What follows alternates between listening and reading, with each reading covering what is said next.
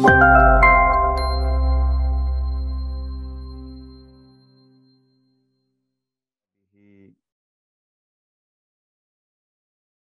ansarihi wa atba'ihi bi ihsan liyaumiddin. Allahumma ya rabbana lakal hamdu wa lakal syukru kama yanbaghi li jalali wajhika azim sultanik. Allahumma la nuhsi sana'an 'alaika anta kama asnayta 'ala nafsik. Allahumma ati nufusana taqwaha wa zakkiha anta khairu man zakkaha anta waliyyu maulaha. Allahumma ma asbaha bina min ni'matin aw bi ahadin min khalqik faminka wahdaka la syarika lak falakal hamdu wa lakal syukr. Allahumma inna asbahna minka fi ni'mati wa afiyati wa sitr fa atimma alaina ni'mataka wa afiyataka wa sitraka fi dunya akhirah. Allahumma inna nas'aluka imanan kamila wa yaqinan sadiqa wa amalan salihan mutaqabbala. Allahumma zidna imanan wa yaqinan wa fiqha. Allahumma inna nas'aluka ilman nafi'a wa rizqan wasi'a wa amalan salihan maqbula. Allahumma inna na'udzubika min ilmin la yanfa' wa min qalbin la yakhsha wa min da'watin la yustajabu laha. Amin ya rabbal alamin. Bapak Ibu yang semoga senantiasa dirahmati Allah Ta'ala, kita bersyukur kepada Allah bisa dipertemukan kembali dalam kajian kita Selasa pagi pada pagi hari ini. Dan insya Allah kita masih melanjutkan kajian kita dalam seri kajian seputar fikih sunatullah. Dan kita sudah sampai pada pertemuan yang ke-7 kalau tidak salah sekarang ini. Dan insya Allah subtema tentang fikih sunatullah yang akan kita bahas pada pagi hari ini adalah tentang salah satu di antara sunan rabbaniyah, sunan ilahiyah. Salah satu di antara hukum sunnatullah yang Allah berlakukan di alam raya ini dalam kehidupan manusia. Dan juga di samping dia merupakan sunnah kauniyah, jadi wajtimaiyah, jadi hukum baku dari Allah Ta'ala yang Allah berlakukan di dalam kehidupan di alam raya ini, juga yang berlaku dalam kehidupan sosial masyarakat atau manusia. Sunnah ini itu juga berlaku dalam syariat. Jadi dia sunnah kauniyah di satu sisi, hukum sunnatullah yang baku dalam kehidupan ini, di alam raya luas maupun di alam manusia, di alam kehidupan manusia.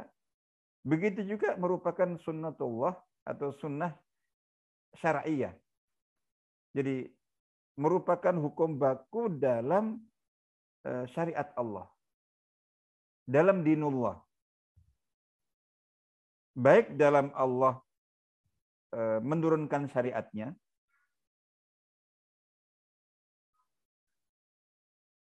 dalam Allah menuntut pelaksanaan syariatnya, dan juga dalam mendakwahkan syariatnya, mendakwahkan agamanya. Nah, hadis sunnah, jadi sunnah minas sunan al-ilahiyah. Jadi sunnah di antara hukum sunnatullah yang kita bahas pada hari ini adalah tentang sunnatut tadarruj. Jadi hukum sunnatullah seputar atau dalam hal pentahapan.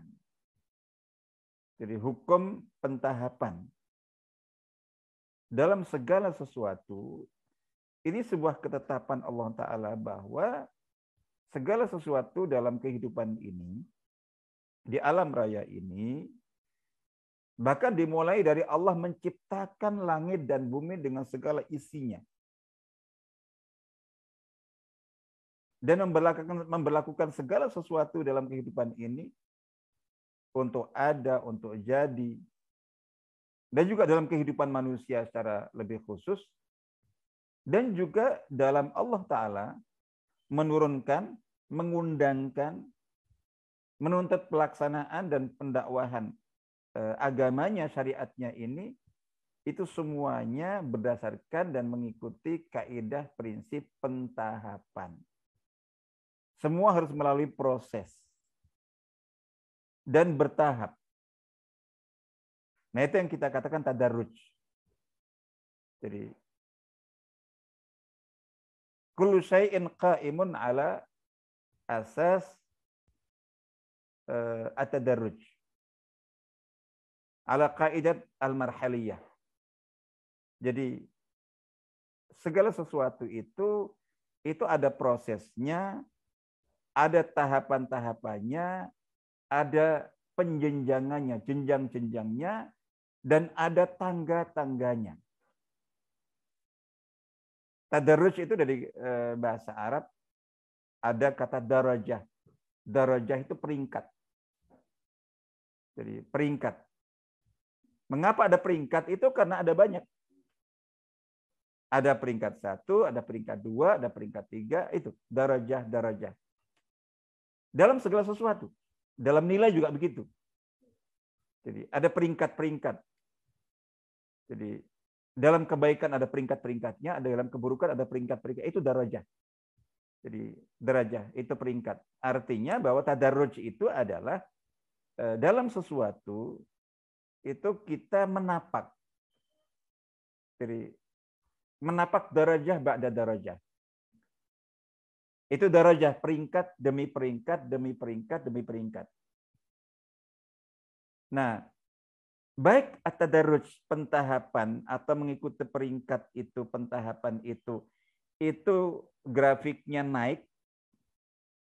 Jadi at-tadarruj as-sa'id, bertahap ke atas. Tapi ada juga at-tadarruj an-nazil. Ini as-sa'id ke atas, jadi gitu. Atau an-nazil turun ke bawah. Jadi intinya bahwa baik naik ke atas atau turun ke bawah itu melalui tahap. Jadi melalui pentahapan. Jadi nanti ini berlaku dalam segala sesuatu. Berlaku dalam segala sesuatu termasuk dalam bidang syariat. Makanya di sini tema yang kita bahas ini itu ada yang memang murni, memang sunnah kauniyah, jadi gitu. Tapi sebagian atau banyak di antara sunnah kauniyah itu yang juga sekaligus merupakan sunnah tasyri'iyah atau sunnah syar'iyah. Dia hukum baku di alam kehidupan, di alam raya ini dan dalam kehidupan ini secara umum berlaku bagi semuanya. Atau juga di saat yang sama dia juga berlaku dalam bidang syariat, dalam hal agama. Nah, yang sedang kita bahas ini adalah dia sunnah kauniyah di satu sisi, sebuah ketetapan hukum Allah yang tetap, baku, permanen, mutlak, absolut yang Allah berlakukan dalam kehidupan ini semuanya. Allah memang menghendaki segala sesuatu termasuk yang Allah adakan, yang Allah ciptakan, yang Allah kehendaki. Jadi gitu. Yang sebetulnya sesuai dengan kemahakuasaan Allah, kita sudah pernah bahas ini.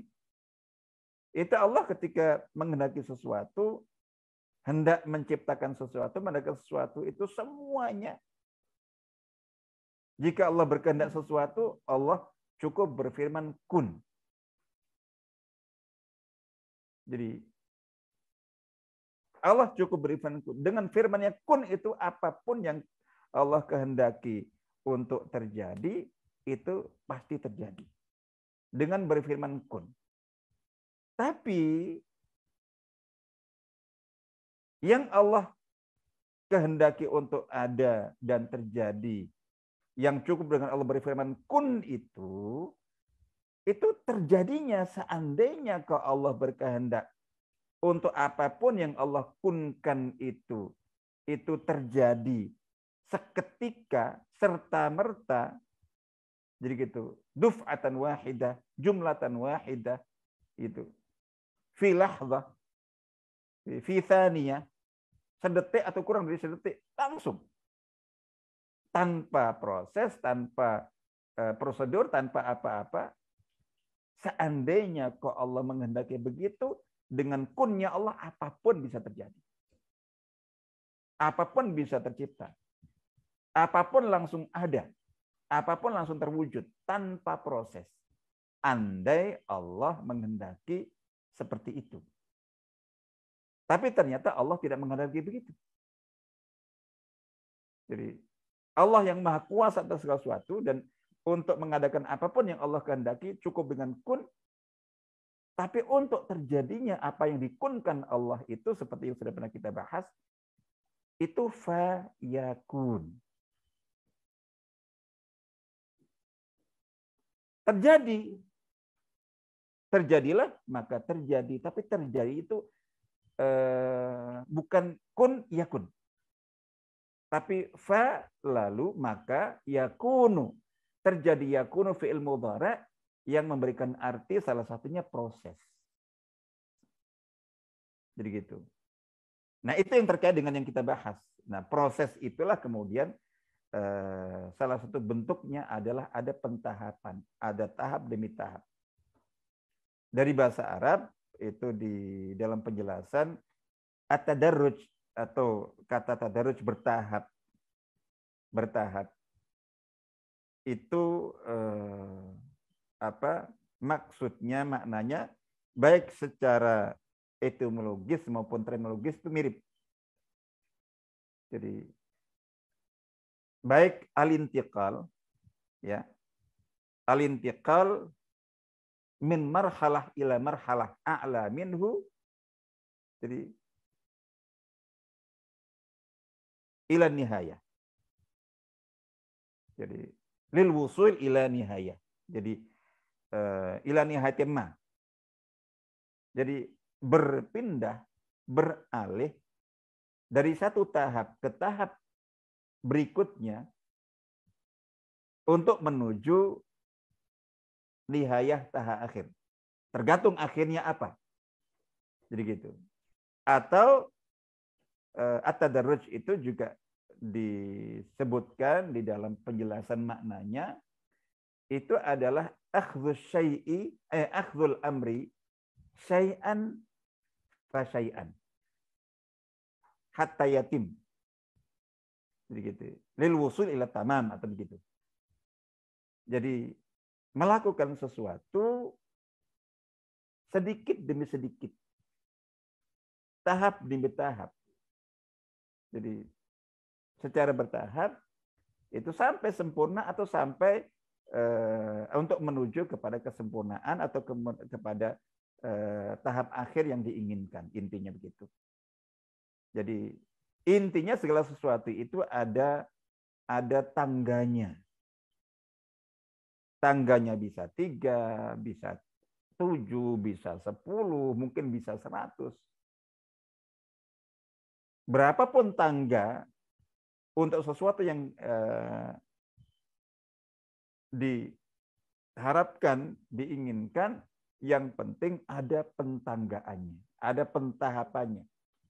Marhalah demi marhalah, tahapan demi tahapan. Jadi ini. Jadi tidak seketika, tidak serta-merta. Ini yang sedang. Nah, ini yang sangat penting untuk untuk dipahami, disadari, dan selalu diingat oleh kaum muslimin. Karena kelemahan pemahaman dari umumnya kebanyakan kaum muslimin terhadap kaidah ini, itu membuat kaum muslimin itu akhirnya kemudian ya salah, yang lemah. Salah. Karena apa? Pemahaman yang salah terhadap sesuatu itu berpengaruh, akan berimbas kepada praktek, kepada perilaku. Bahkan sebelum praktek perilaku itu pola pikir, mentalitas, pola sikap, di mana segala sesuatu itu maunya instan.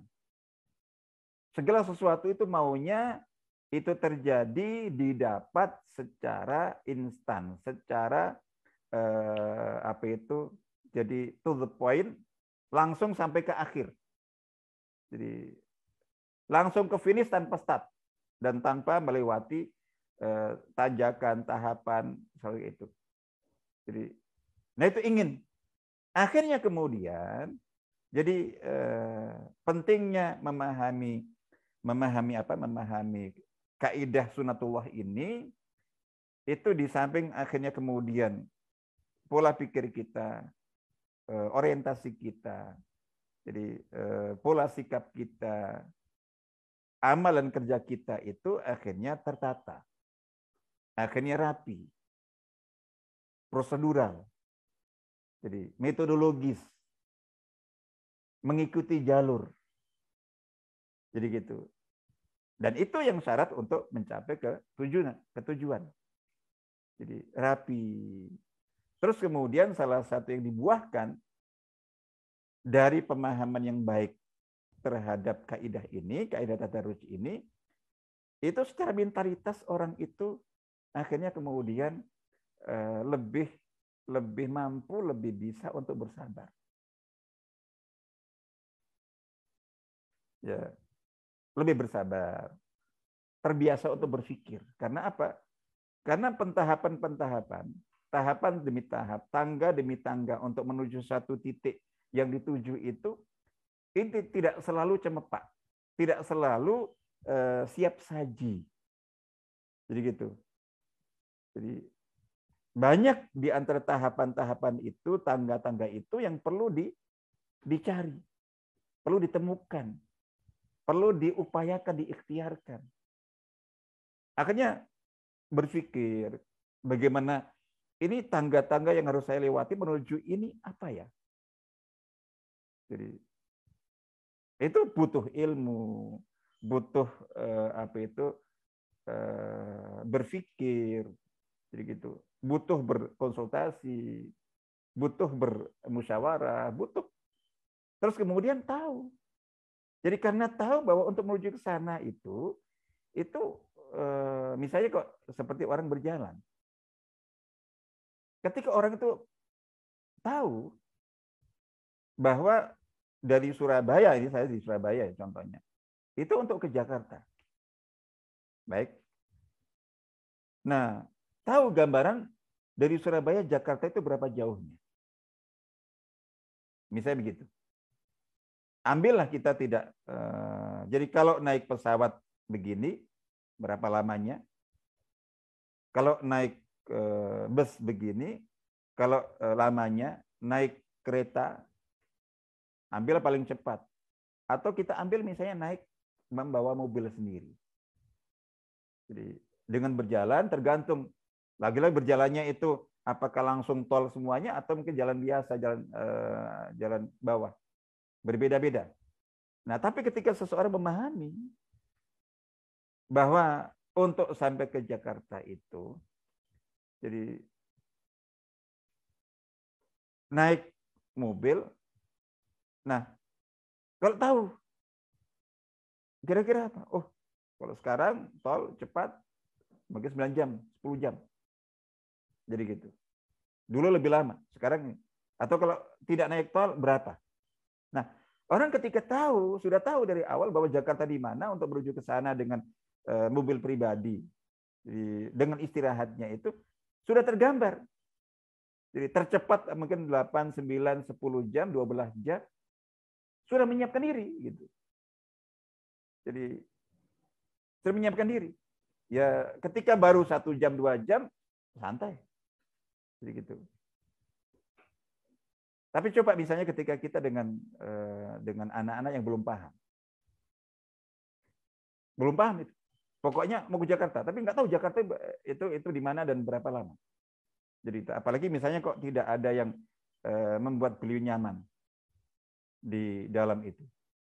Itu baru 1 jam itu kok nggak sampai-sampai. Jadi 2 jam, oh masya Allah kok lama sekali. 3 jam lama sekali. Jadi gitu. Karena dia membayangkan itu tadi itu. Jakarta itu tinggal hanya beberapa tadi. Seperti dia ke ke mungkin kota jarak terdekat dari ini. Misalnya bahwa dibayangkan Jakarta sampai kalau dari Surabaya ke Sidoarjo atau ke Gresik. Jadi gitu. Itu bayangannya. Nah, kita banyak di antara kita itu seperti itu. Artinya bahwa ketika karena lemah dalam bahwa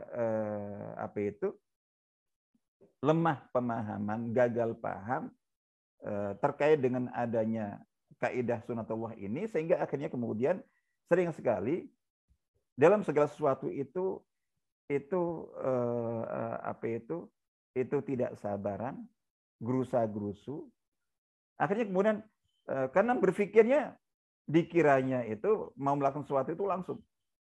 Jadi langsung langsung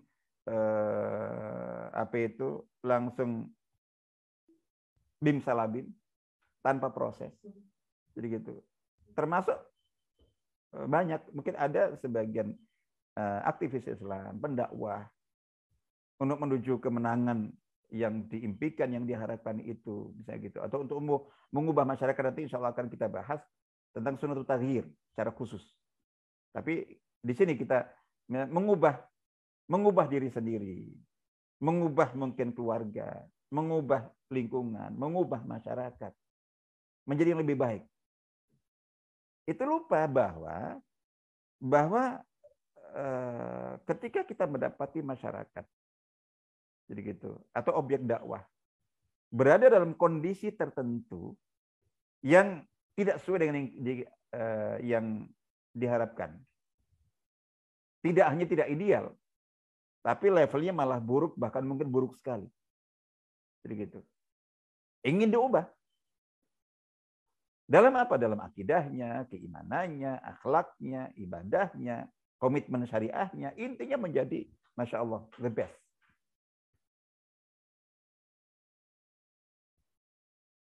Masyarakat yang tadinya mungkin di masa kapan gitu, bagus. Sampai ke tahapan yang seperti kita lihat, yang seperti kita dapatkan itu juga melewati tahapan, melewati tangga turun. Yang juga panjang. Jadi, nah, untuk mengembalikannya menjadi baik lagi, jadi gitu, sehat lagi akidahnya, imannya, syariahnya, komitmen kepada sunnahnya. Jadi, itu butuh tahapan. Itu ada kadang-kadang yang seolah mempersepsikan, seolah memahami, itu dengan ceramah kajian sekali, 2 kali, itu dipikirnya langsung berubah. Sehingga ceramah khutbah 3 kali kok masyarakat tidak langsung berubah seperti yang diinginkan, itu udah ini sudah putus asa. Jadi gitu. Padahal masyarakat untuk sampai pada kondisi itu sebelumnya itu melalui tahapan yang sangat panjang. Mengubah pemikiran, mengubah perasaan, mengubah hati, mengubah attitude, mengubah mentalitas. Bangsa ini saja misalnya gitu. Coba bangsa ini, saya sering mengatakan bahwa kita bersyukur alhamdulillah. Jadi bangsa ini sudah merdeka. Negeri ini, tanah air kita itu sudah lepas dari penjajahan. Jadi penjajah itu sejak sekian puluh tahun yang lalu. Jadi sekian puluh tahun yang lalu, biasa setiap 17 kita peringati. Jadi untuk tanah airnya betul sudah tidak terjajah. Tapi coba kita perhatikan dan kita renungkan. Dan ini dalam konteks introspeksi diri. Bukankah kita dapati bahwa mentalitas bangsa ini sampai hari ini itu masih banyak bagian yang merupakan mentalitas bangsa dan kaum terjajah. Mentalitasnya. Belum betul-betul memiliki mentalitas bangsa merdeka.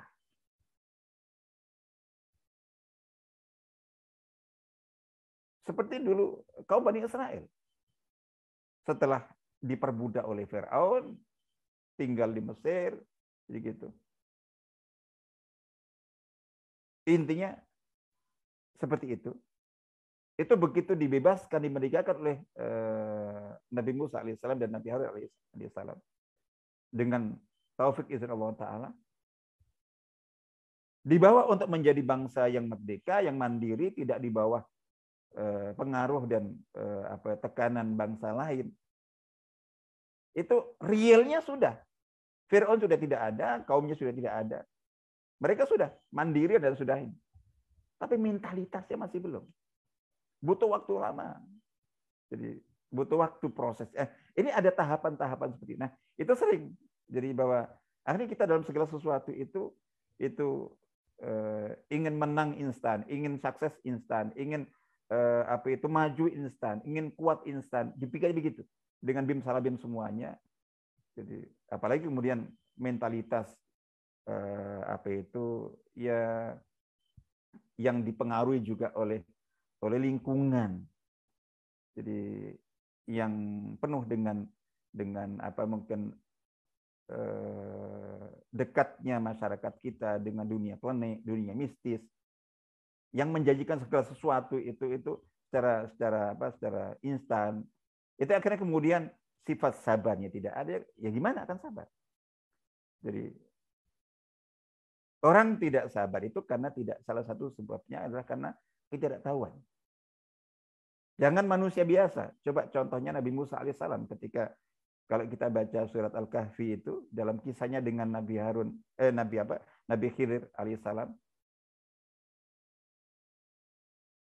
Itu Nabi Musa alaihissalam tidak sabar untuk tidak bertanya. Padahal dari awal sudah diwanti-wanti, sudah diberi syarat oleh Nabi Khidir, kalau mau mengikutiku, apapun yang kamu lihat, yang memunculkan tanda tanya, jangan bertanya.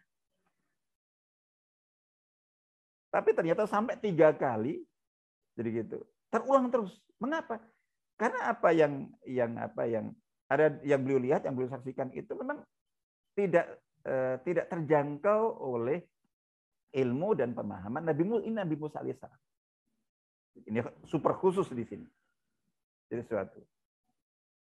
Tapi Nabi Khidir, beliau tahu saya. Tahu rahasia. Nah, ini artinya ketika kita tidak memahami bahwa segala sesuatu itu ada prosesnya, ada tahapannya, dan tahapannya begini dan begini.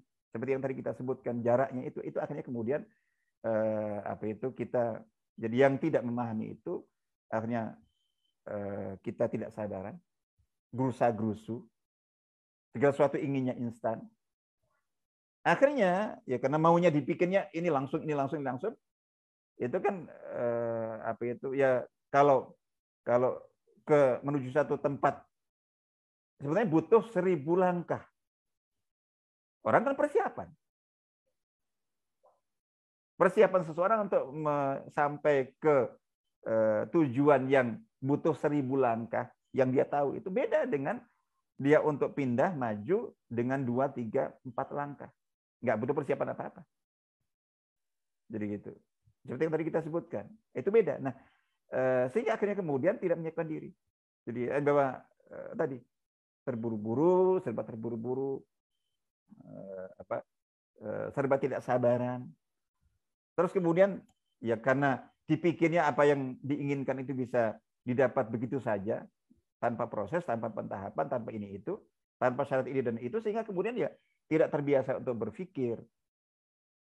Jadi terus tidak memiliki sifat inovatif, tidak kreatif untuk mencipta, untuk mencari jalan yang baik seperti itu. Terus tentu malas. Karena tadi dikatakan bahwa dipikirnya untuk sukses, untuk berhasil, untuk mencapai ini dan itu nggak perlu. Ini sementara ketika kita memahami bahwa segala sesuatu itu butuh proses, butuh tahapan, dan waktunya bisa panjang, itu tadi. Artinya tidak mudah putus asa, tidak mudah mutungan, jadi gitu, memiliki sifat sabar, terus kemudian kreatif, inovatif, banyak berpikir, gitu, dan seterusnya, dan giat, semangat, tidak loyo, karena apa? Tahu. Jadi kalau tidak semangat, kalau tidak giat, itu tidak akan sampai ke tujuan itu karena butuh itu. Insya Allah itu. Nah ini tujuan dari tema kita ini dalam rangka untuk melakukan islah. Nah, jadi seperti yang tadi kita sebutkan. Jadi pentahapan itu bahkan di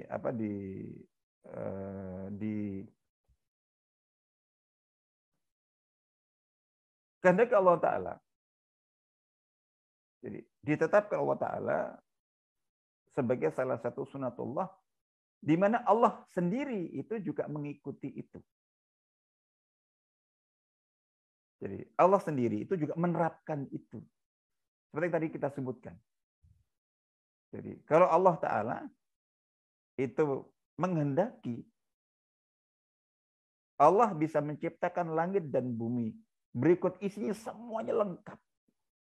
Dengan firman Allah, kun itu seketika. Kurang dari 1 detik. Udah, sempurna semuanya. Tapi bukan itu yang Allah kehendaki. Allah menghendaki kehidupan ini, Allah kehendaki bertahap. Nah, di sini Allah mencontohkan sendiri. Allah saja yang sebetulnya kalau berkehendak menciptakan bumi, langit, dan seisinya itu dengan kun, ya kun. Seketika langsung terjadi. Tapi karena kehendak Allah memang menetapkan bahwa segala sesuatu harus melalui proses, melalui pentahapan. Jadi gitu. Itu kita semuanya tahu bahwa Allah menciptakan langit dan bumi dalam 6 hari. Mau ditimbangkan 6 hari, 6 masa. Seperti firman Allah Ta'ala dalam surat Al-A'raf ayat 54. A'udzubillahi minasyaitonir rajim. Inna rabbakumullahu alladzi khalaqas samawati wal arda fi sittati ayyamin tsumma stawa 'alal 'arsy. Jadi sesungguhnya Tuhanmu Allah, jadi zat yang menciptakan langit dan bumi itu dalam 6 hari. Jadi kita tidak membahas tentang harinya itu hari menurut seperti hari kita atau harinya Allah, itu bab lain. Tapi intinya adalah 6 hari, 6 masa, mau diterjemahkan 6 masa. Yang jelas bahwa itu dalam hadis ada rinciannya. Jadi hari demi Allah menciptakan ini dan seterusnya. Tapi secara umum 6 hari, sumastawa 'alal 'arsy, kemudian Allah Ta'ala beristiwa itu di atas arsy. Nah, di dalam digabung kalau dengan ayat-ayat yang lainnya itu disebutkan Allah menciptakan bumi, itu bumi dalam 2 hari. Terus kemudian melengkapi, jadi menciptakan dan mengadakan semua perlengkapan bumi. Jadi tadi menciptakan buminya. Itu berikut. Kalau menciptakan bumi saja 2 hari. Tapi kalau di plus dengan semua isinya, yang intinya bumi itu akhirnya siap dihuni, sehingga Allah ciptakan ada gunung, ada laut, ada air, ada semuanya. Jadi itu kemudian 2 hari juga, sehingga akhirnya kemudian total semuanya itu 4 hari. Dan Allah menciptakan langit itu 2 hari. Sehingga totalnya 6 hari. Nah, kita tidak, itu ditafsir dalam pembahasan, itu tafsir harinya bagaimana maksudnya, atau masa bagaimana maksudnya, terus kemudian tahapan-tahapan detailnya itu di pembahasan tafsir, tapi intinya adalah bahwa Allah tidak menciptakan langit dan bumi yang Allah ciptakan dengan kun itu, tapi terjadinya melalui proses pentahapan. Tahap demi tahap dalam masa 6 hari itu. Kita singkat seperti itu saja. Lalu kemudian Allah Ta'ala contoh lain adalah menciptakan manusia. Kita semuanya tahu penciptaan manusia seperti apa. Jadi, penciptaan manusia. Jadi dalam surat Al-Mu'minun ayat 12 sampai 14 Allah Ta'ala berfirman, a'udzubillahi minasyaitonir rajim. وَلَقَدْ خَلَقْنَا الْإِنسَانَ مِنْ سُلَالَةٍ مِنْ طِينٍ ثُمَّ جَعَلْنَاهُ نُطْفَةً فِي قَرَارٍ مَكِينٍ ثُمَّ خَلَقْنَا النُّطْفَةَ عَلَقَةً فَخَلَقْنَا الْعَلَقَةَ مُضْغَةً فَخَلَقْنَا الْمُضْغَةَ عِظَامًا فَكَسَوْنَا الْعِظَامَ لَحْمًا thumma ansha'nahu khalqan akhar fatabarakallahu ahsanul khaliqin. Jadi pertama Allah berfirman menciptakan manusia itu dari tanah. Dari sari tanah. Kemudian Allah menciptakannya, berikutnya ini Nabi Adam pertama kali. Selanjutnya Allah menciptakan manusia itu menjadikannya berupa nutfah. Jadi air mani yang di proses penciptaannya itu di satu tempat yang kokoh, yaitu di dalam kandungan. Nah, di sini kemudian proses berikutnya disebutkan itu kami ciptakan dari percampuran ya. Percampuran air laki-laki dan air perempuan yang kemudian nempel di dinding rahim ibu, itu kemudian tahapan berikutnya itu menjadi alaqah. Jadi menjadi alaqah yang disebutkan ya semacam gumpalan kecil darah. Jadi fa khalaqnal 'alaqata mudghah, dari alaqah, dari gumpalan darah menjadi daging. Daging mudghah itu daging yang cukup untuk dikunyah. Daging sak kunyahan. Jadi mudghah itu. Ya biasanya dikatakan sekepal atau segumpal. Mungkin segumpal, sekepal masih banyak. Ini makanya sekerat daging yang cukup untuk dikunyah sekali. Jadi terus kemudian dari itu dijadikan jadi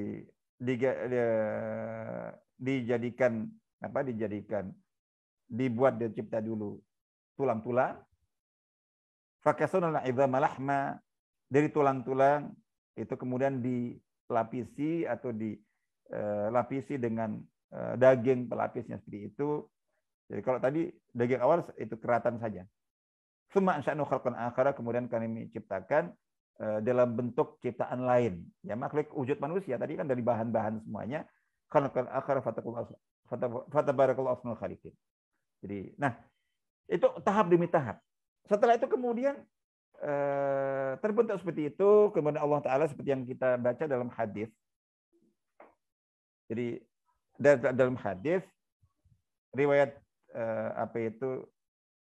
Imam Bukhari dan Imam Muslim yang bisa dibaca detail dari hadis Sayyidina Abdullah bin Mas'ud yang disebutkan inna ahadakum yujma'u khalqu fi batni ummi 40 yawman nutfah.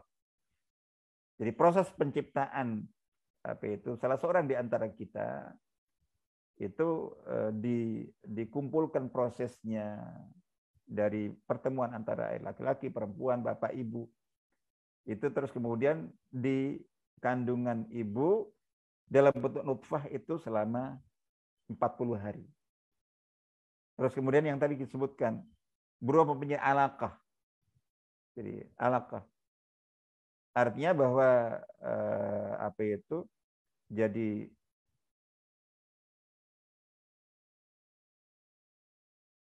segumpal kecil darah yang menempel. Itu 40 hari lagi. Terus kemudian menjadi tadi sekerat daging itu 40 hari lagi. Setelah melewati 3 tahap masing-masing 40 hari itu, ketika berumur 120 hari, berarti 4 bulan, itu kemudian Allah Ta'ala mengutus malaikat yang memang khusus ditugaskan untuk rahim dan janin itu malaikat itu bertugas untuk meniupkan ruh. Jadi meniupkan ruh sehingga jasad tadi itu, bahan jasad digabung ruh menjadi menjadi manusia yang hidup. Nah, saat itu proses sampai kemudian pertumbuhan tahap demi tahap dan seterusnya sampai akhirnya kemudian janin itu sempurna menjadi calon jabang bayi anak manusia dengan proses selama di dalam kandungan yang kita tahu. Jadi rata-rata 9 bulan, ada yang mungkin lebih dikit, ada yang mungkin kurang, prematur mungkin barangkali 8 bulan, 7 bulan, apa itu. Jadi minimal mungkin 6 bulan itu mungkin masih memungkinkan. Tapi intinya adalah proses seperti itu. Kita tahu semuanya. Terus begitu ada proses kelahiran, jadi gitu. Normal atau yang lainnya, lalu anak itu siapapun, termasuk manusia yang paling mulia. Para nabi dan yang termulia Nabi Muhammad SAW itu melalui proses semuanya. Jadi proses kecil yang hanya bisa nangis, teriak nangis, kemudian bisa tersenyum terus. Jadi mendengar, melihat, terus semua melewati tahap itu semuanya. Semuanya itu Allah ciptakan dengan kun. Tapi apa yang dikunkan Allah terjadinya lewat proses. Tahap demi tahap yang sangat panjang, semuanya seperti itu. Jadi gitu. Semua seperti itu. Nah ini yang jadi semua seperti itu tahapan-tahapannya. Jadi gitu. Nah begitu juga dalam tadi kehidupan jadi manusia. Sehingga ada kemampuan fisiknya. Jadi kemampuan akalnya, berpikirnya.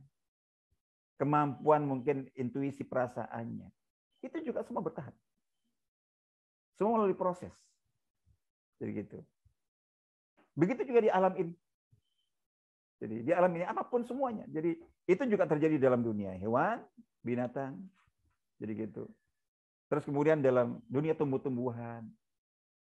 Jadi, kita semuanya tahu ini detailnya nanti dalam ilmu yang membidangi masing-masing. Tapi intinya semuanya tahu bahwa segala sesuatu itu melewati proses. Ada tahapan-tahapan. Mungkin jumlah tahapannya, bentuk tahapannya bisa berbeda-beda, tapi itu nanti di bagian masing-masing. Tapi intinya segala sesuatu dalam itu memang seperti itu bertahap. Jadi, nah manusia ini kita beda ke manusia. Manusia yang proses penciptaannya itu melewati sunatullah, sunatul tadarruj. Jadi ada tahap demi tahap, tangga demi tangga, peringkat demi peringkat untuk sampai kepada kesempurnaan fisik, kesempurnaan kekuatan, dan seterusnya seperti itu. Nah begitu juga semua aspek dalam dirinya, baik yang bersifat hissi atau maknawi, baik yang bersifat zahiri lahiriah. Hissi itu indrawi. Jadi atau non indrawi. Baik yang lahir maupun yang batin. Dan semua aspek dalam kehidupannya itu juga membutuhkan pentahapan. Berlaku sunatul tadarruj di sana. Jadi ketika kita menyikapinya.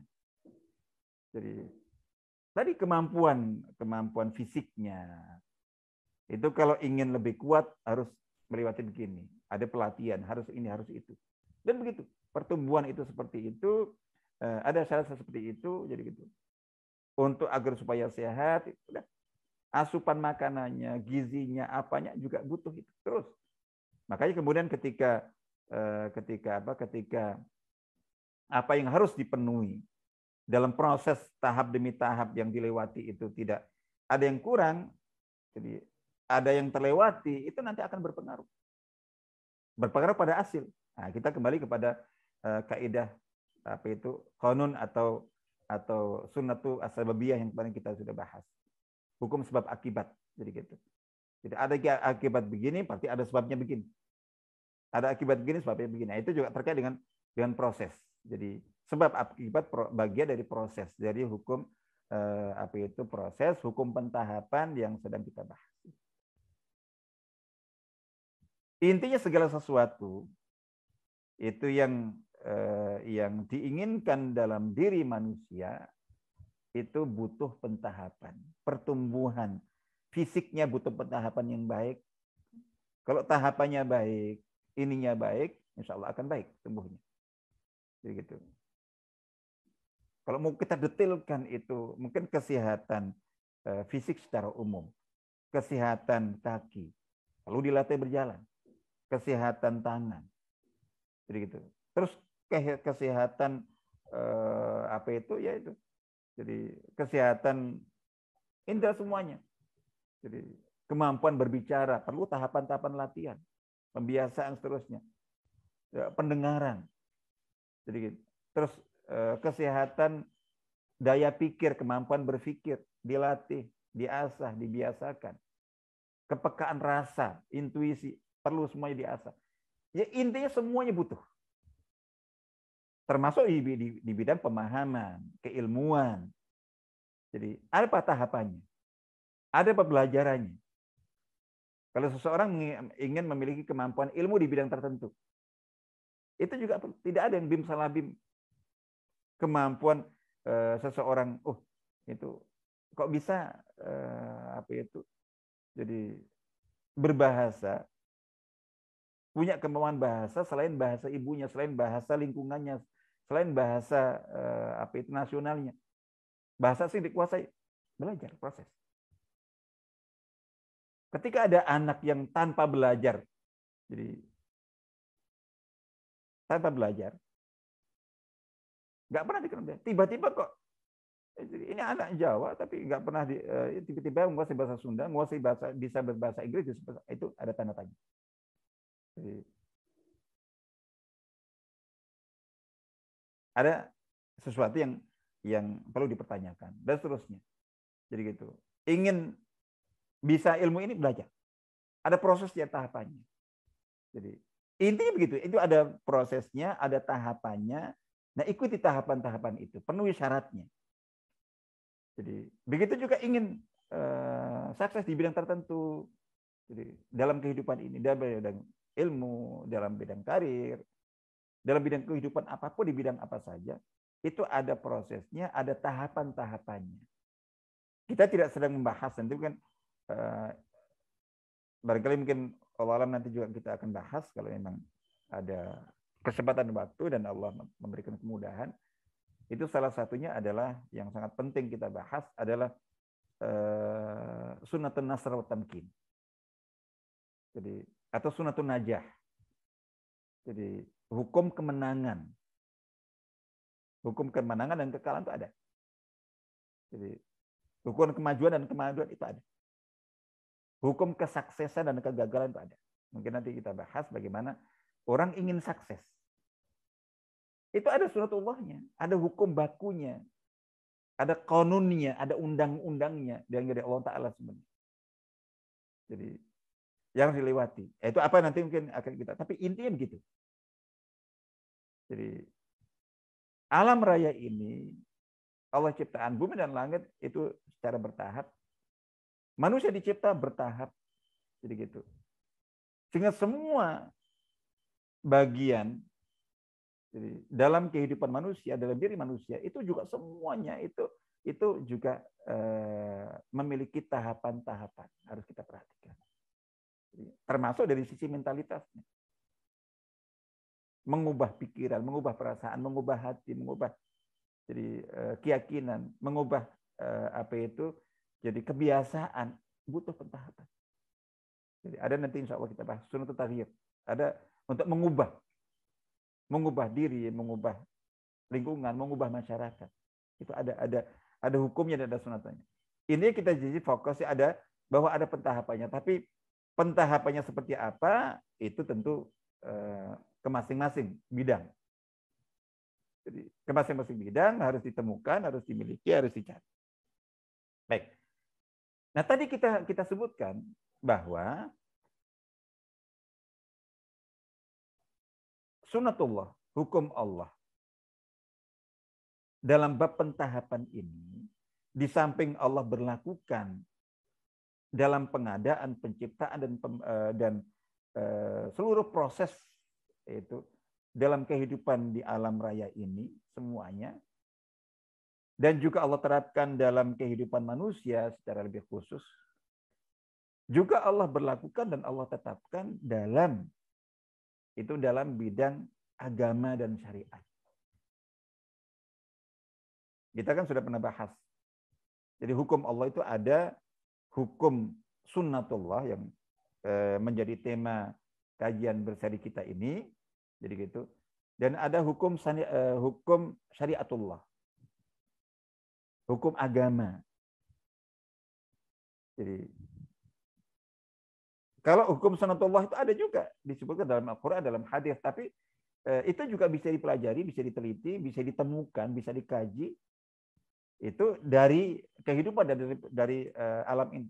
Siapapun bisa. Jadi gitu. Orang tidak tahu Quran hadis bisa menemukan hukum sunnatullah. Jadi hukum sebab akibat, hukum kausalitas, hukum apa tadi kemenangan, hukum kekuatan, hukum kemajuan, hukum tadi, hukum perubahan, hukum pentahapan itu bisa ditemukan dari pengamatan, pengkajian. Tapi kalau hukum Allah terkait dengan syariat, hukum agama, perintah larangan, jadi gitu, halal haram dan itu dari wahyu. Dari wahyu. Nah, dari wahyu. Kalau tanpa wahyu kita tidak tahu. Nah, dalam kaitannya dengan apa? Dengan syariatullah ini, itu pentahapan ini juga berlaku. Mengapa demikian? Karena syariat ini itu untuk diberlakukan di dalam kehidupan manusia.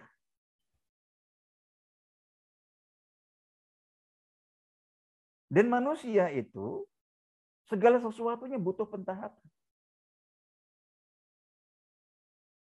Jadi kesiapannya, kemampuannya untuk menerima hukum agama, syariat agama, kewajiban agama, larangan agama, kewajiban untuk dilaksanakan, larangan untuk dijauhi, itu untuk siap dan mampu serta bisa siap menerima, mampu melaksanakan, menunaikannya, itu butuh Allah Maha Tahu.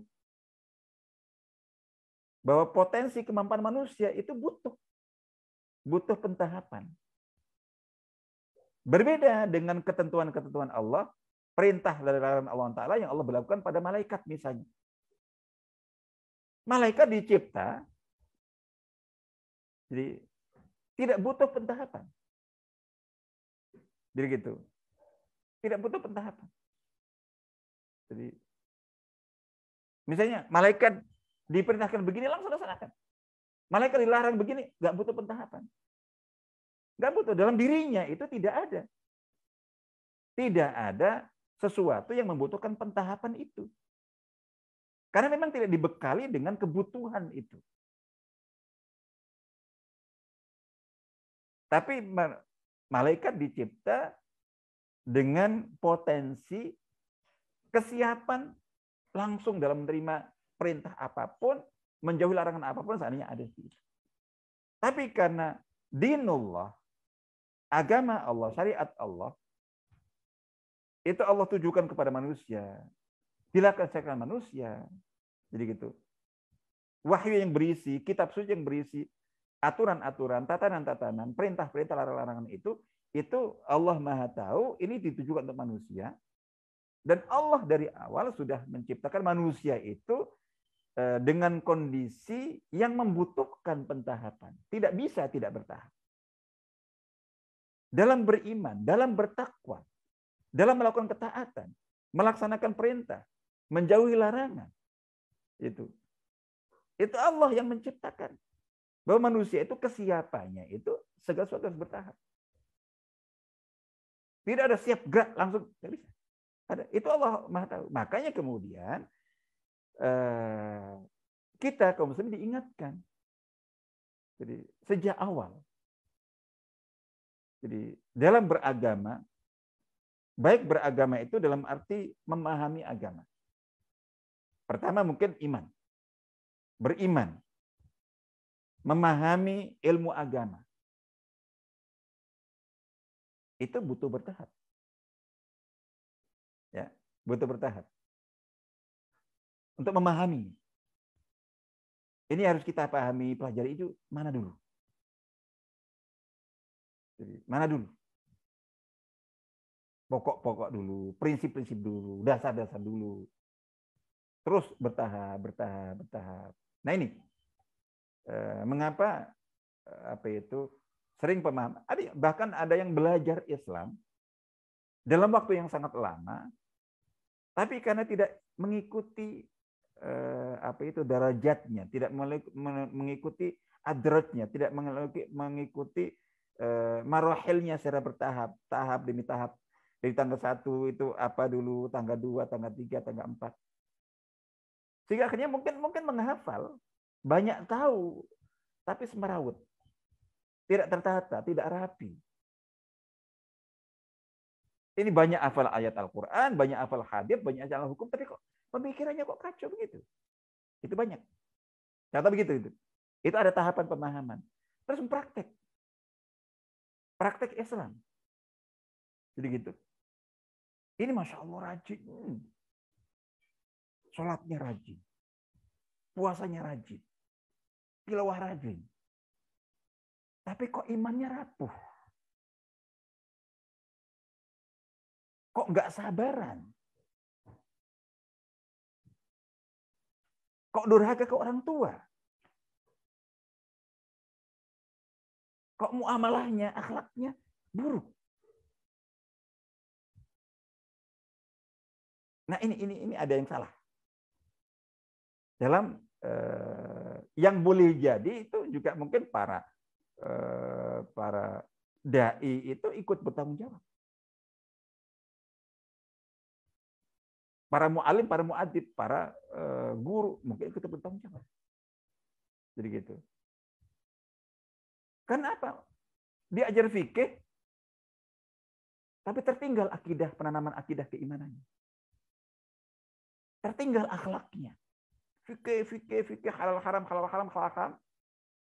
Tapi etikanya, adabnya, itu begitu. Tertinggal. Padahal ini harus prioritas. Jadi gitu. Nah di sini, artinya bahwa ini akhirnya dalam kita belajar agama, dari belajar apa saja, ada pentahapannya. Nah kalau sudah pentahapan ini tidak hanya perlu, kalau sudah kita bicara pentahapan, nanti kita turunkan ke masing-masing bidang. Nah, itu baru kita detailkan. Tapi kita tahu dulu semua ada tahapannya. Begitu kita masuk di bidang tertentu, nah kita detailkan. Ini harus bertahap. Tidak cukup bertahap saja. Kalau tahapannya salah juga kacau. Nah, setelah kita tahu ini harus bertahap, tahapannya kita pelajari. Prioritas yang pertama, di tahap pertama, tangga pertama mana dulu. Lanjut ke tangga kedua, lanjut ke tangga ketiga, lanjut ke tangga keempat, begitu seterusnya. Jadi gitu. Mengapa ketika ada perdebatan agama, mohon maaf, menyikapi masalah khilafiyah, itu kok akidah hancur lebur, akhlak, Masya Allah, rendah sekali. Itu karena tadi itu. Ini belajar fikih. Pertama orientasinya semangat untuk debat. Terus basic akidah keimanannya, akhlaknya, ukhuwahnya, itu mentah, kosong. Padahal seharusnya itu dikuatkan dulu keimanan, akhlak. Jadi akidah, akhlak, baru kemudian ibadah syariah. Ini basic, ini asas. Jadi gitu, contoh begitu. Jangan diburuk. Khilafiyah, masalah-masalah kecil merusak prinsip-prinsip pondasi. Karena dari awal pondasinya rapuh. Dari awal pondasinya rapuh. Tidak diprioritaskan, tidak ditanamkan. Nah, di sini kita dalam konteks syariah, karena Allah Ta'ala tahu bahwa manusia yang Allah cipta ini, Allah penciptanya, itu dibekali dengan apa? Dengan kebutuhan dalam diri akan pentahapan. Jadi kesiapan menerima, kesiapan menyambut perintah dan larangan, kesiapan menunaikan melaksanakan itu semua tidak bisa serta-merta. Tidak bisa seketika. Allah Maha tahu itu. Maka kemudian taklif dini, beban agama yang Allah turunkan melalui wahyu kepada melalui nabi-nabinya dan fokus kita kepada Nabi Muhammad SAW. Itu wahyu Al-Quran turun itu bertahap. Wahyu Al-Quran turun bertahap. Tidak seketika. Jadi tidak, ini kita tahu semuanya, disepakati semuanya.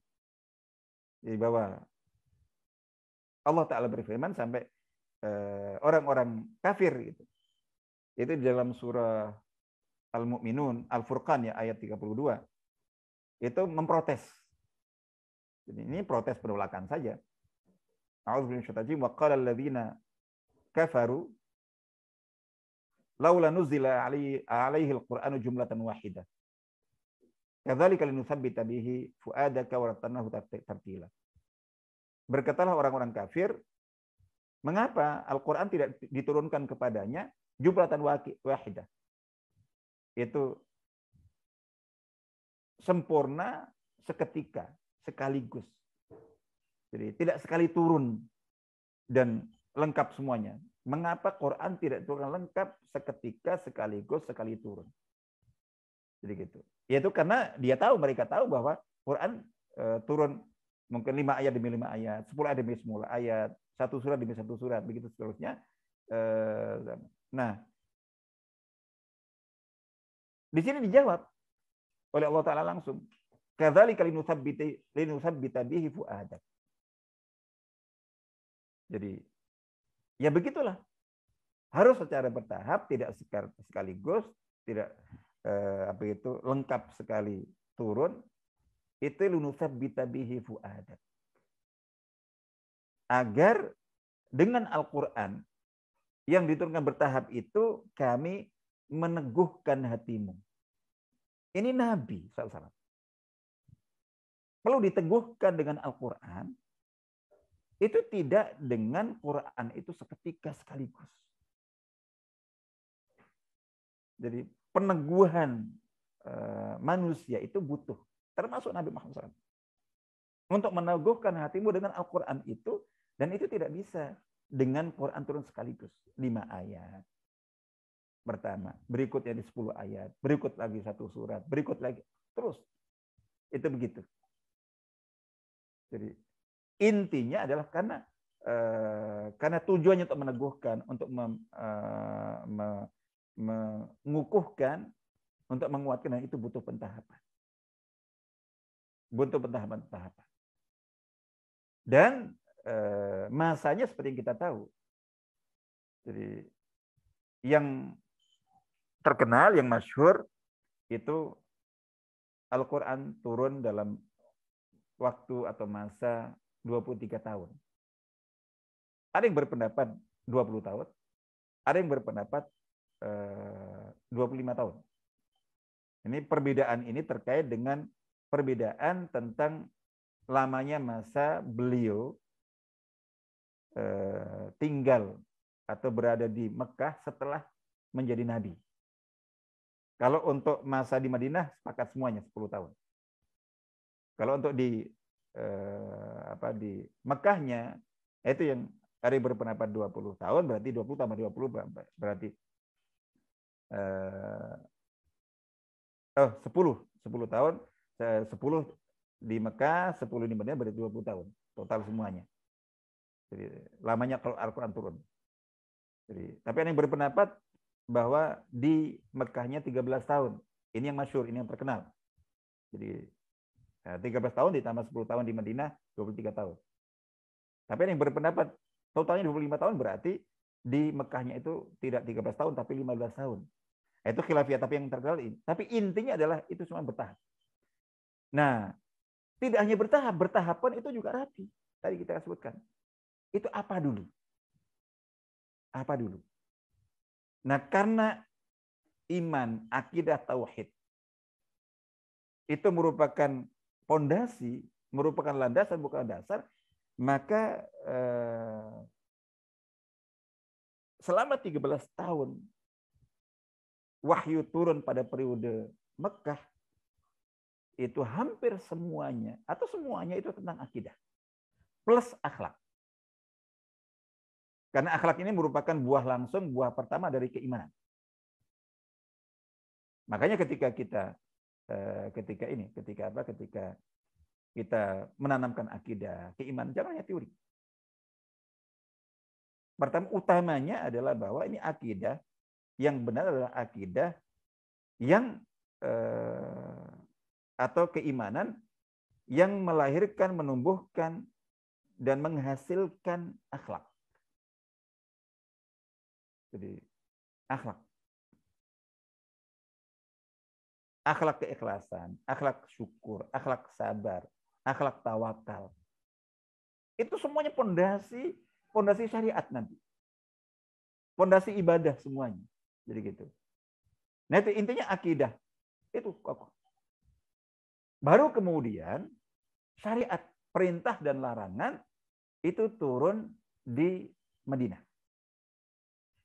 Jadi satu-satunya syariat atau ibadah, perintah, taklif syar'i selain akidah dan akhlak yang turun di Mekah itu hanya salat. Seperti yang kita tahu, salat 5 waktu itu turun pada periode Mekah. Jadi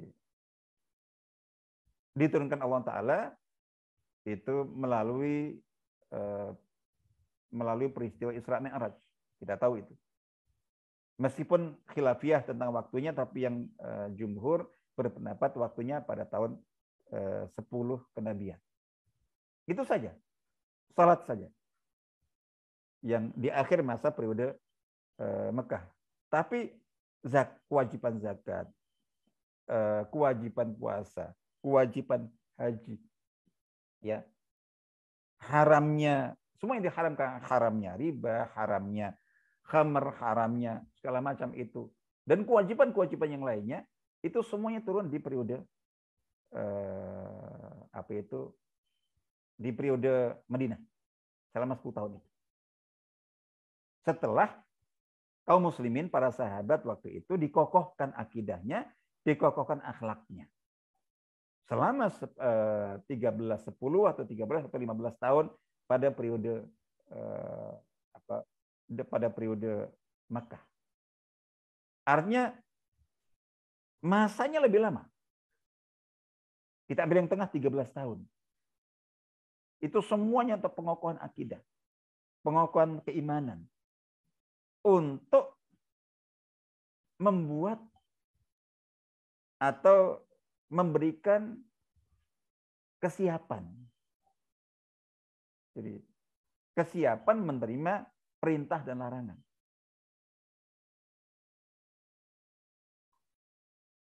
Kita misalnya ini secara umum. Dalam hadis Imam Bukhari, itu ada hadis Bukhari terkenal sekali.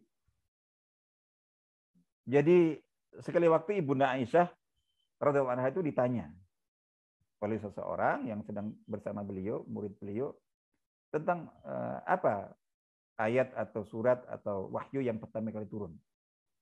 Beliau tidak menjawab secara definitif ayat ini, surat ini. Tapi beliau menjawab secara global. Jadi yang pertama-tama turun, yang turun di tahap awal periode Mekah itu apa?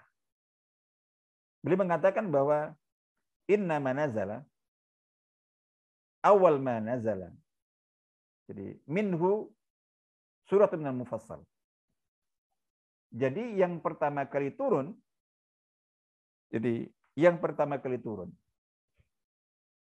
dari Al-Qur'an itu adalah surat di antara surat-surat pendek.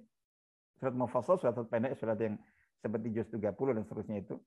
Jadi juz 29, 30 itu fiha yang berisi apa? Fiha dzikrul jannati wan nar.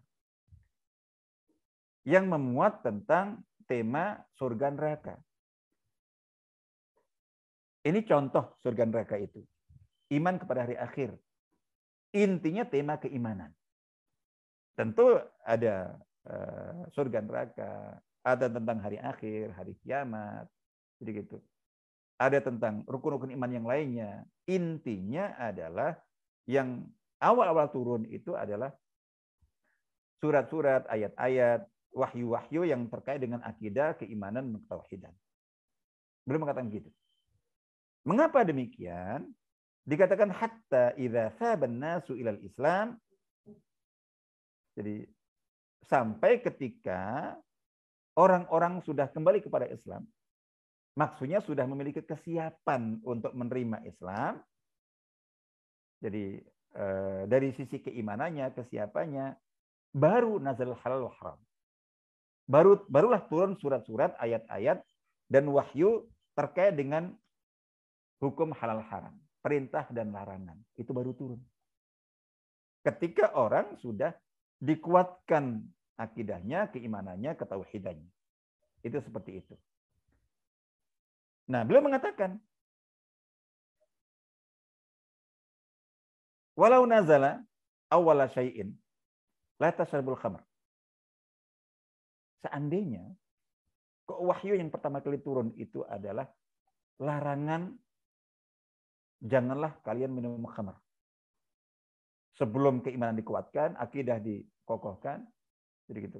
Tauhid ditanamkan, langsung yang turun jangan minum khamr. Khamr itu mendarah daging di masyarakat waktu itu, masyarakat Arab. Langsung wahyu pertama turun, jangan minum khamr. Seandainya kok itu yang turun, laqalu niscaya mereka itu siapa? Ini para sahabat.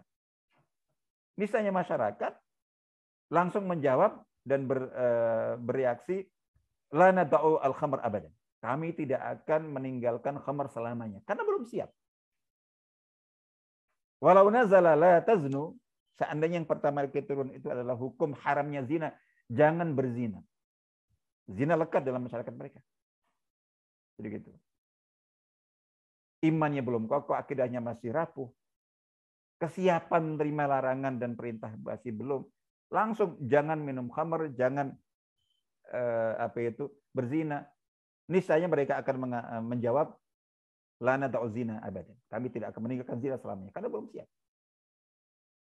Nah, di sini maka tahapan awal-awal penanaman akidah, pengokohan keimanan, sampai tujuannya apa?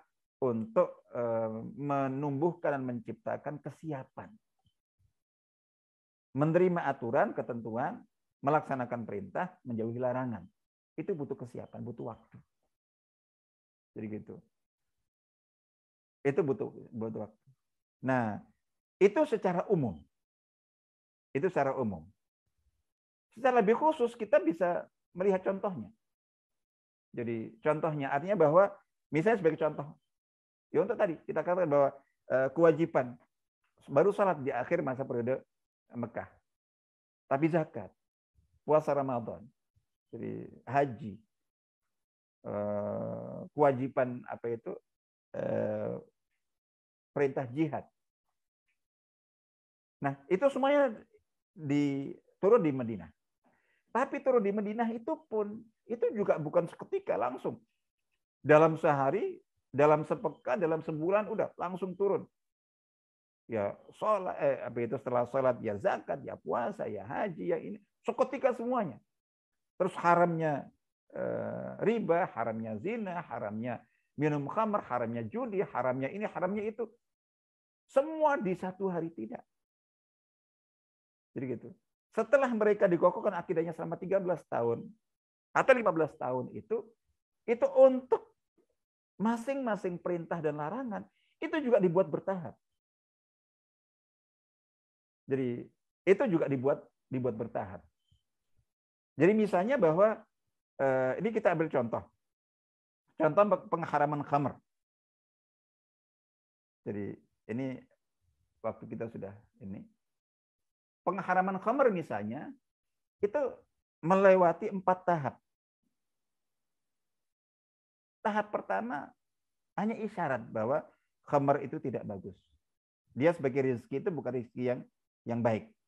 Silakan baca surat An-Nahl ayat 67. Terus yang kedua belum ada pengharaman tapi hanya menjelaskan. Surat Al-Baqarah 219. Jadi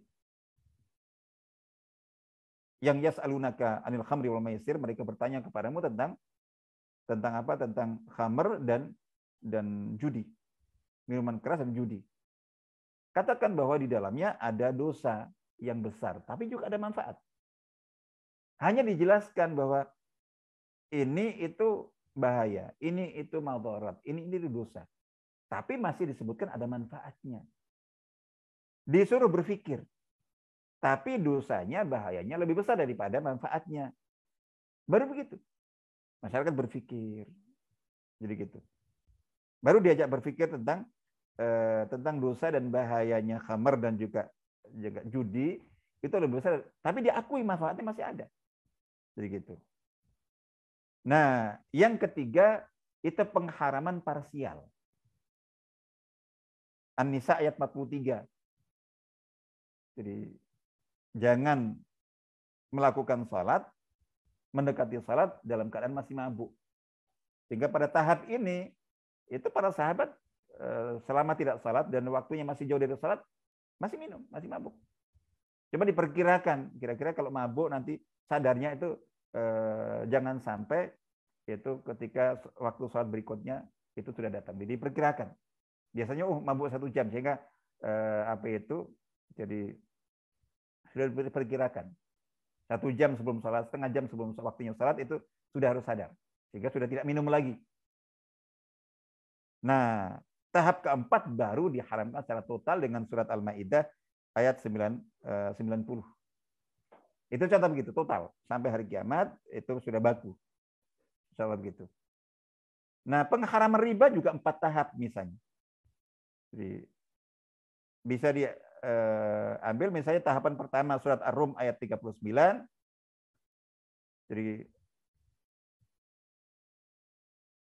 tahapan kedua itu surat An-Nisa 160-61. Ini hanya menjelaskan cerita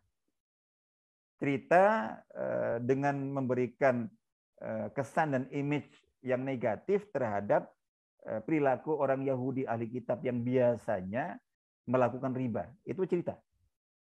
Jadi gitu. Itu buruk. Jadi gitu. Kalau yang pertama tadi itu hanya menyebutkan bahwa riba itu, kalau orang melakukan riba itu tidak akan bertambah dan bertumbuh harta itu. Jelaskan gitu. Nah, tahapan ketiga itu surat Al-Imran 130 sampai 132. Itu yang diharamkan adalah riba yang adha'afan mudha'afah. Riba yang dulu di zaman jahiliyah itu berlipat-lipat. Jadi gitu. Sehingga mungkin waktu itu saya nggak berlipat-lipat. Jadi nggak sampai berlipat. Misalnya seperti itu. Kalau yang berlipat nggak apa-apa. Ada sampai sekarang yang berpendapat bahwa yang diharamkan adalah riba. Itu tahapan ketiga. Kalau finalnya di tahapan keempat, itu dalam surah Al-Baqarah. Yang tentang riba itu, secara tegas Allah Ta'ala berfirman, wa ahallallahu al-bai'a wa harramar riba.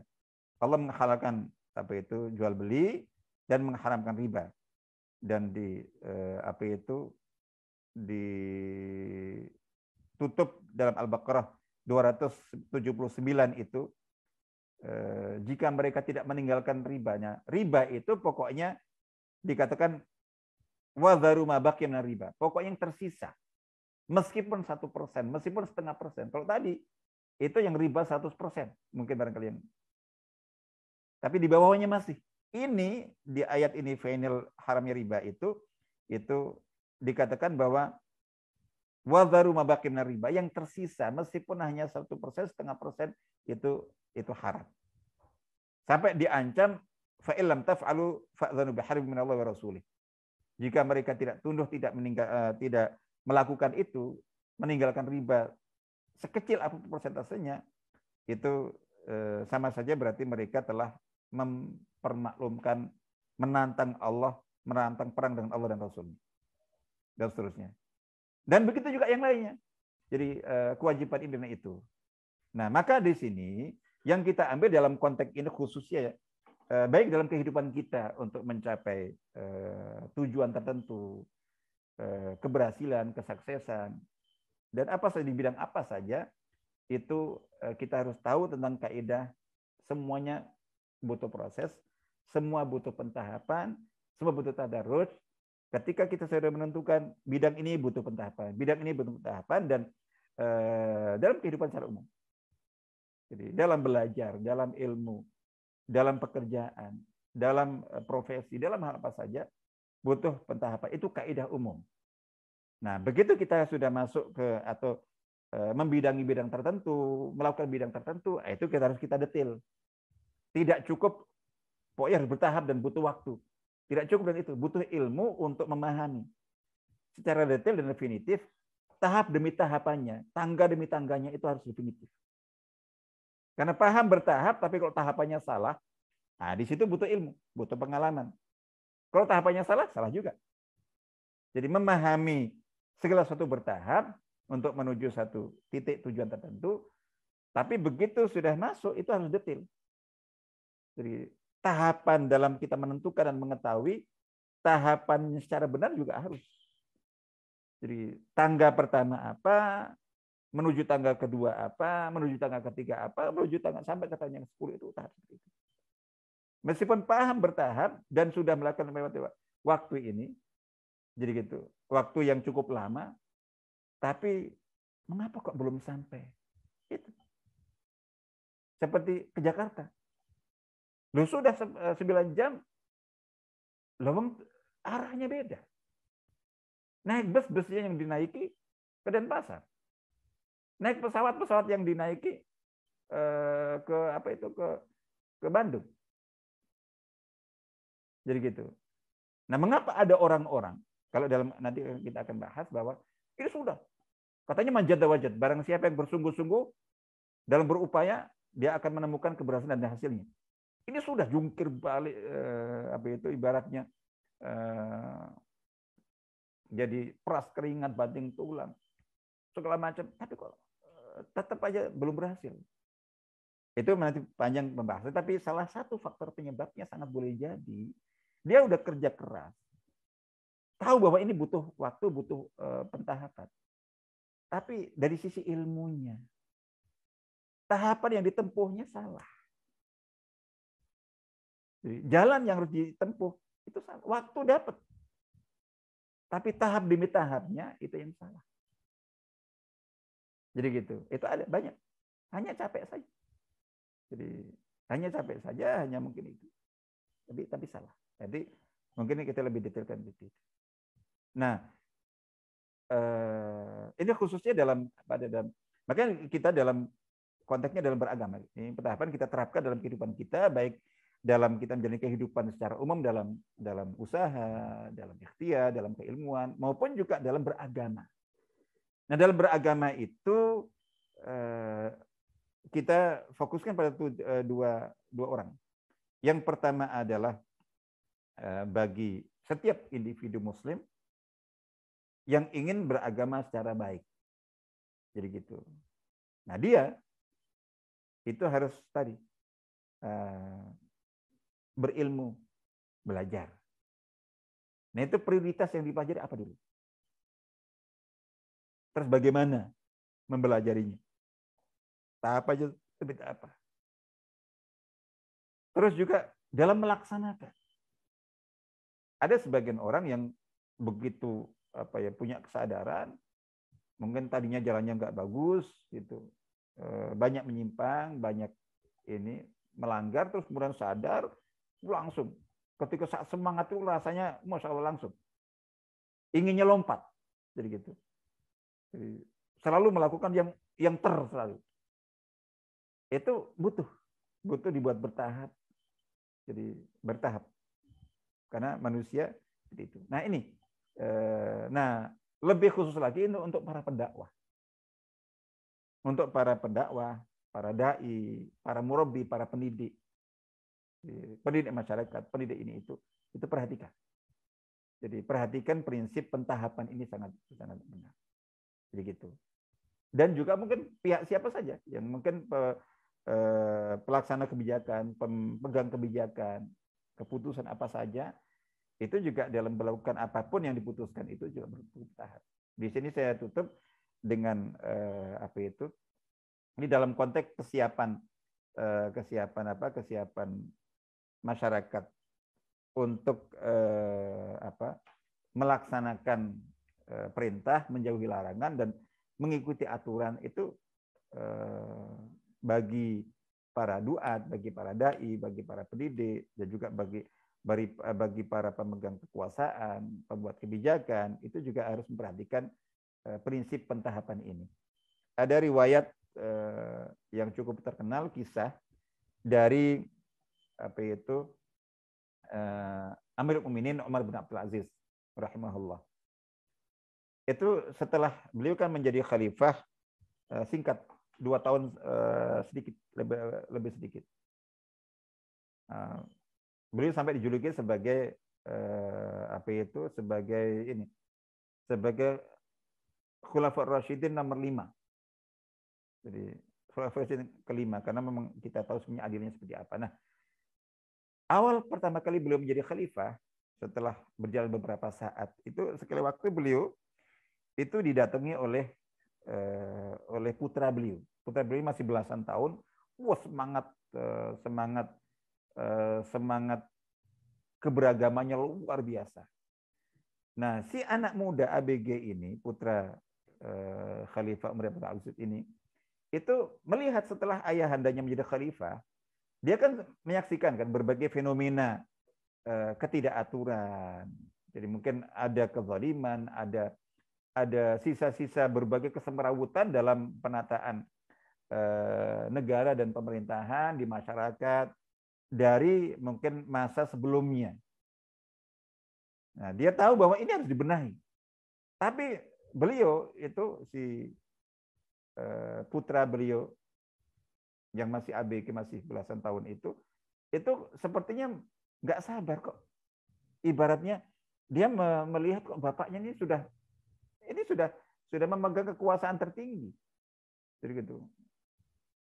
Sudah bisa melakukan apa saja, memerintahkan apa saja, memutuskan apa. Tapi kok dilihat kok kayak lambat.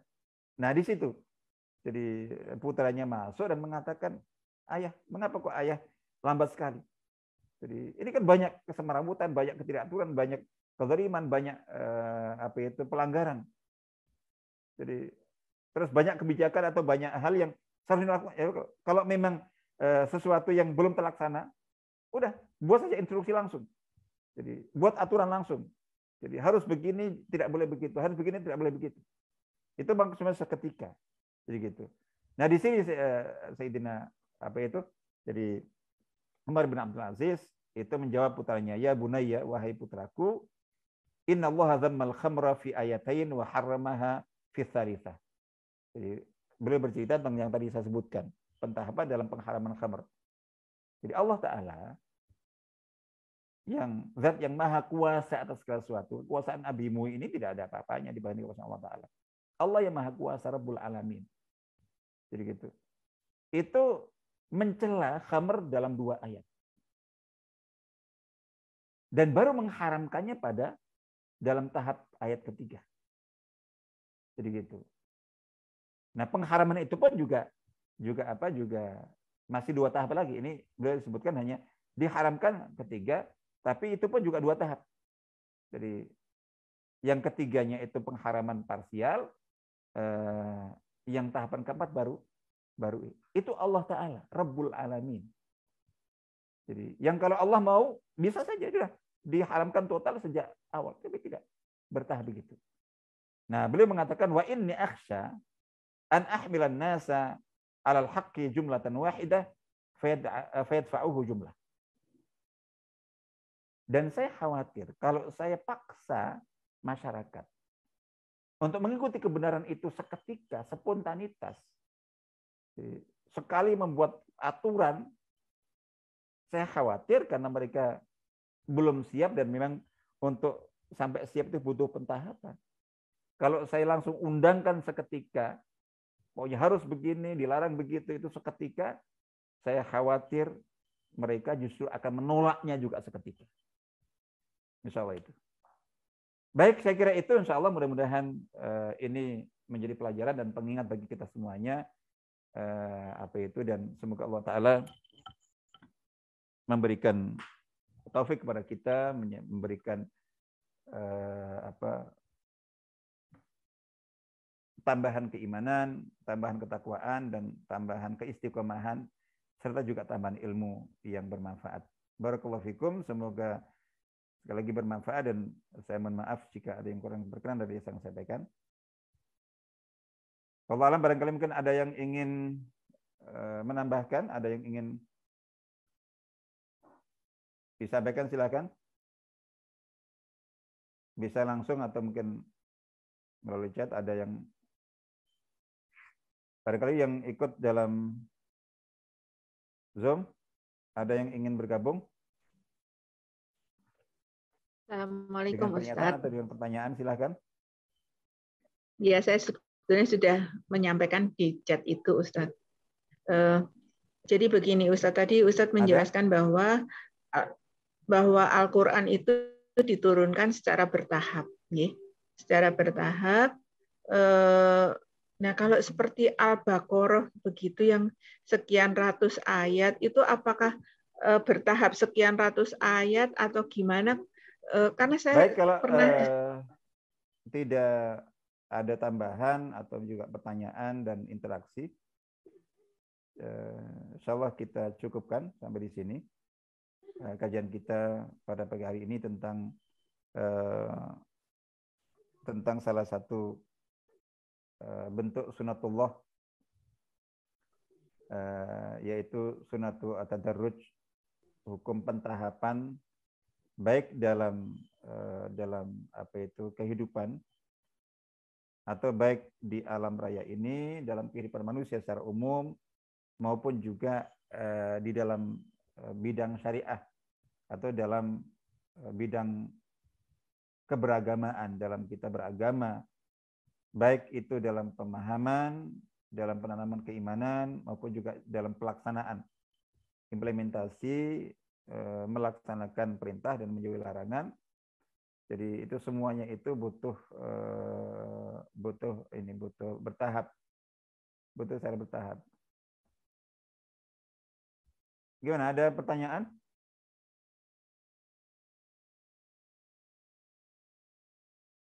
Wah, ini di chat ada tuh, Set. Di chat ada, Set.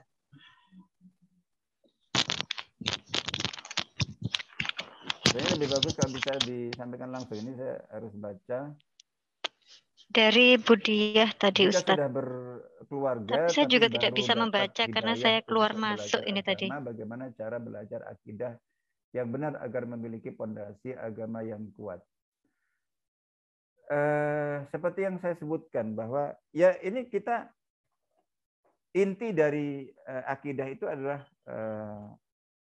iman tauhid kepada Allah Ta'ala. Jadi bahwa ya intinya seperti yang Allah firmankan di dalam ayatnya itu bagaimana kita dalam hidup ini itu jadi mengarah kepada iyyaka na'budu wa iyyaka nasta'in itu loh. Jadi bagaimana kita sadar bahwa kita hamba Allah, maka kemudian kita punya kesiapan dan punya kemampuan dan punya komitmen, keistiqomahan untuk menghamba kepada Allah. Intinya di situ. Nah, kalau untuk ilmu, ya mohon maaf, kalau untuk ilmu ilmu agamanya relatif. Tapi yang terpenting adalah bagaimana kita ya dari rukun iman yang 6 itu kita fokus pada substansi, pada inti masing-masing. Jadi artinya bahwa bagaimana jadi iman kepada Allah yang kita pelajari itu menanamkan rasa muraqabatullah. Nah, contoh kayak itu. Terus jadi iman kepada kitab-kitab itu fokusnya pada Al-Qur'an, iman kepada Nabi, alat ujinya bagaimana cinta kita dan semangat kita untuk mengikuti sunnah Nabi. Iman kepada hari akhir, fokusnya adalah kita berorientasi kepada akhirat. Jadi itu bisa kita rasakan. Iman kepada takdir, Itu membentuk kesabaran, sikap syukur, kestabilan hidup. Nah, itu fokus ke sana nanti. Fokus ke sana. Nanti kalau ya itu sambil jalan. Jadi tidak oh gimana Ustaz kalau saya harus pesantren. Itu gimana? Kalau pesantren jadi tentang kebutuhan dan kewajiban terhadap orang tua. Tidak berarti harus jadi ulama. Nah, intinya ya kita belajar dan insya Allah sarananya sekarang banyak. Yang terpenting itu fokus pada substansi dan hati-hati hindari metode pembelajaran atau mungkin pengajaran-pengajaran atau mungkin juga penyampaian tentang akidah yang berorientasi pada perdebatan. Jadi fokusnya ngajak kita berdebat, ngajak kita untuk menghakimi orang, dan itu hati-hati. Jadi fokus kita pada diri kita. Insya Allah gitu secara umum. Tentu panjang kalau kita bahas. Iya. Ini berikutnya ada apa itu? Assalamualaikum warahmatullahi wabarakatuh. Mohon izin bertanya, menurut penjelasan Ustadz, Al-Quran itu turun secara bertahap. Seperti surat Al-Baqarah itu sebanyak 200, iya. Jadi, nah, apakah seperti surat Al-Baqarah itu turun bertahap sampai selesai? Di lain pihak, ayat Al-Quran diturunkan berdasarkan suatu kejadian yang menjadi asbabun nuzul dari suatu ayat itu. Bagaimana saat ini? Karena keawaman saya.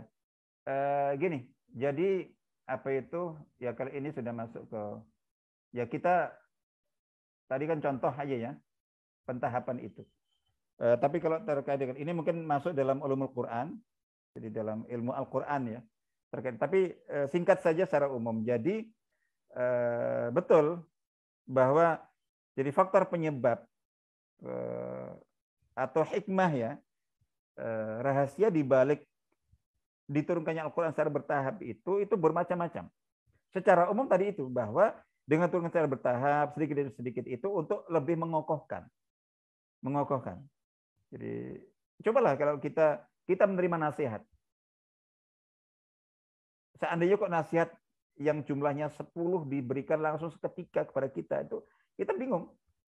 Jangan melaksanakannya, untuk kita mencernanya saja bingung. Tapi ketika nasihat 10 itu disampaikan satu demi satu. Sekarang ini ya, kita fokus. Udah, ini cerna dulu, pahami dulu, usahakan laksanakan dulu. Jadi gitu. Kalau sudah baru kita pindah besok atau besok lusa itu itu lebih kuat. Itu contohnya begitu. Tapi juga ada yang mengikuti peristiwa, mengikuti kondisi situasi, dan seterusnya. Jadi begitu secara umum. Nah, oleh karena itu, urutan penempatan surat dan ayat di dalam Al-Quran yang kita baca, yang kita miliki itu tidak sesuai dengan waktu kronologi turunnya. Jadi gitu. Waktu turunnya. Jadi yang kita tahu seperti surat Al-Baqarah. Surat yang di urutan Al-Quran itu merupakan surat kedua. Al-Baqarah, Al-Imran, An-Nisa. Itu surat-surat ini ditempatkan di awal dalam Al-Quran urutan. Padahal surat-surat ini itu termasuk surat-surat yang turunnya di Madinah, periode Madinah. Surat-surat pendek Al-Mufassal, Qisarus Suwar, surat-surat pendek itu, jadi surat-surat juz 30, 29, 28 dan seterusnya itu kan di akhir. Itu mayoritas surat itu turun di periode Mekah. Seperti surat juz 30 itu semuanya turun di periode Mekah kecuali surat An-Nasr. Jadi gitu. Tapi ditempatkan di akhir. Itu seperti itu. Nah, jadi begitu. Terus setiap surat. Jadi mungkin ada 1-2 surat yang pendek turun sekaligus satu surat. Tapi ada surat seperti Al-Baqarah, Al-Imran, An-Nisa, dan begitu seterusnya.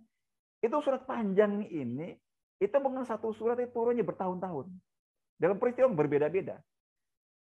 Dan juga mungkin ada bagian yang terakhir, itu lebih dulu bagian itu. Makanya yang kita pelajari dari ulumul Quran tentang turunnya wahyu itu, kan semua Al-Quran turun melalui malaikat Jibril alaihissalam kan? Malaikat Jibril alaihissalam. Nah itu ketika malaikat Jibril alaihissalam turun dengan membawa baik satu surat atau mungkin kumpulan 5 ayat atau 10 ayat, gitu. Itu yang dilakukan oleh malaikat Jibril alaihissalam itu 3 hal. 3 hal. Yang pertama adalah mendiktikan, membacakan ayat. Jadi gitu. Itu membacakan ayat itu. Oh, pertama menyampaikan bahwa ini yang saya sampaikan itu adalah bagian dari Al-Qur'an. Kan Jibril itu juga sering bertemu Nabi, menjumpai Nabi tidak membawa wahyu Al-Qur'an. Wahyu Allah tapi bukan termasuk Al-Qur'an. Jadi ada kan beberapa ini yang dari Jibril tapi tidak termasuk Al-Qur'an. Itu ada. Jadi nah, pertama adalah menyampaikan ini wahyu bagian dari Al-Qur'an. Itu pertama. Yang kedua membacakannya, mendiktanya kepada Nabi. Ya. Yang ketiga itu memberitahukan tempatnya. Kan tadi kan nggak urut kan? Jadi setelah dibacakan ini adalah Al-Qur'an. Ketika Jibril turun menyampaikan wahyu dan tidak diberitahukan ini bukan Al-Qur'an, ya tidak disampaikan, itu nanti disampaikan sebagai hadis Nabi biasa. Jadi seperti itu. Tapi ini Al-Qur'an, yang kedua ini dibacakan, yang ketiga diberitahukan. Letakkan kelompok ayat ini di surat ini setelah ayat yang kemarin atau sebelum ayat yang berikutnya. Setiap kali begitu. Jadi, nah, makanya seperti Al-Baqarah yang begitu hampir 300 ayat itu misalnya 10 ayat. Itu di bagian akhir. Nanti diberitahukan. Ini urutannya di sini. Urutannya di sini, urutan di sini. Itu seperti itu. Jadi itu insya Allah seperti itu, sehingga jadi mengikuti itu bukan kemudian penempatannya itu sama, enggak. Nanti turun di sini sesuai dengan peristiwa ini, karena kebutuhan ini, merespon kondisi ini, termasuk menjawab pertanyaan dari ini dan ini, misalnya asbun nuzul tadi itu seperti itu. Tapi kemudian penempatannya itu disesuaikan dengan susunan asli dari Al-Quran. Insya Allah begitu. Baik, saya kira itu masih, mohon maaf, apakah masih ada? Apa nih?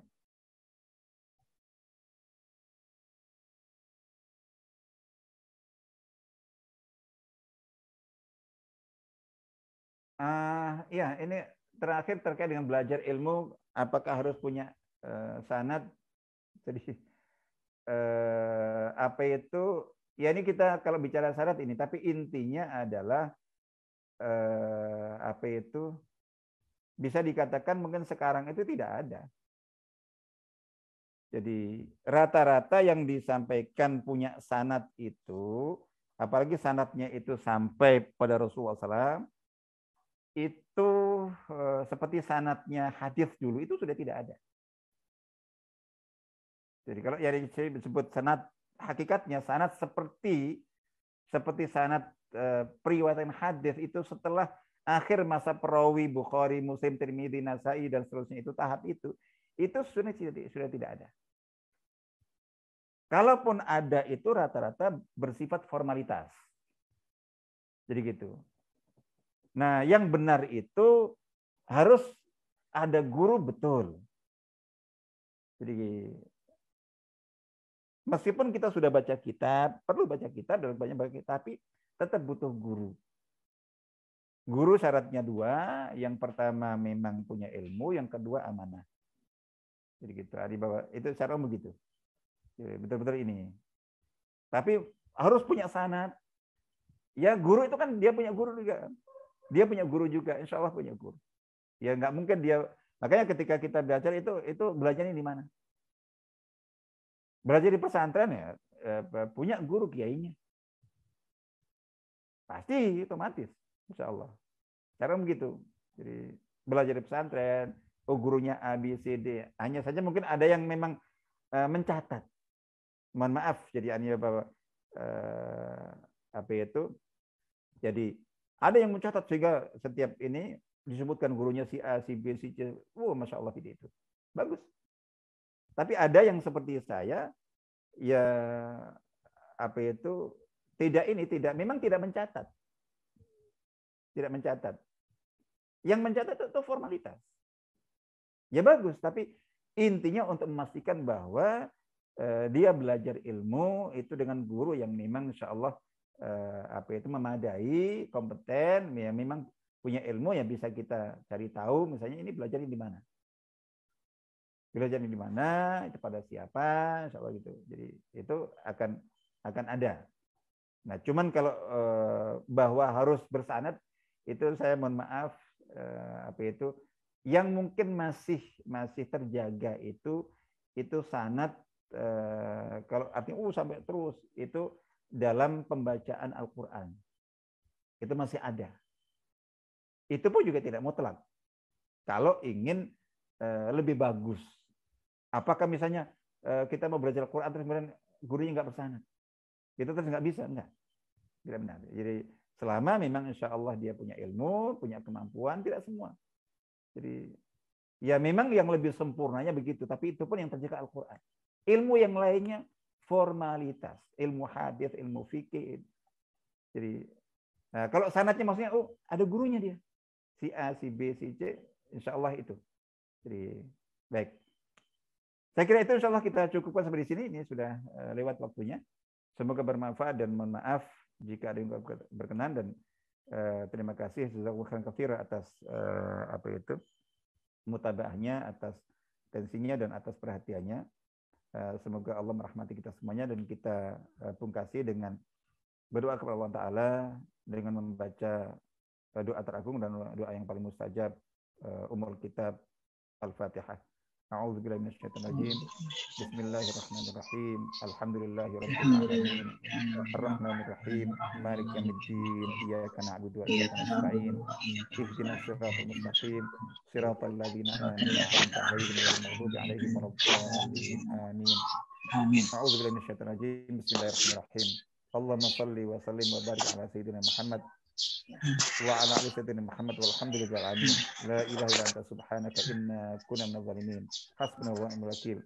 Hasbunallahu wa ni'mal wakeel. Hasbunallahu wa ni'mal wakeel. Allahumma inna dhalamna anfusana dhulman katsiran wa la yaghfiru dhunuba illa anta faghfir lana maghfiratan min 'indika warhamna innaka antal ghafurur rahim. Allahumma a'inna ala dzikrika wa syukrika wa husni ibadatik. Allahumma ati nufusana taqwaha wa zakkiha anta khairu man zakkaha anta waliyuha mawlaha. Allahumma la tad'a lana fi maqamina hadha dhanban illa ghafartah, wala hamman illa farajtah, wala karban illa nafastah, wala waba'an illa rafa'tah, wala aiban illa satartah, wala dainan illa qadaitah, wala maridan illa syafaitah, wala maridan illa syafaitah, wala maridan illa syafaitah, wala mayyitan illa rahimtah, wala dhallan illa hadaitah, wala muhtadiyan illa thabbattah, wala 'ailan illa agnaitah, wala waladan illa aslahtah, wala waladan illa aslahta, wala waladan illa aslahta, wala hajatan min hawaijid dunya wal akhirah hiya laka ridha wa lana fiha salah illa qadaita yassarta ya rabbal alamin. Rabbana atina fid dunya hasanah wa fil akhirati hasanah wa qina adzaban nar. Subhana rabbika rabbil izzati amma yasifun wa salamun alal mursalin walhamdulillahi rabbil alamin. Wassalamu alaikum warahmatullahi wabarakatuh.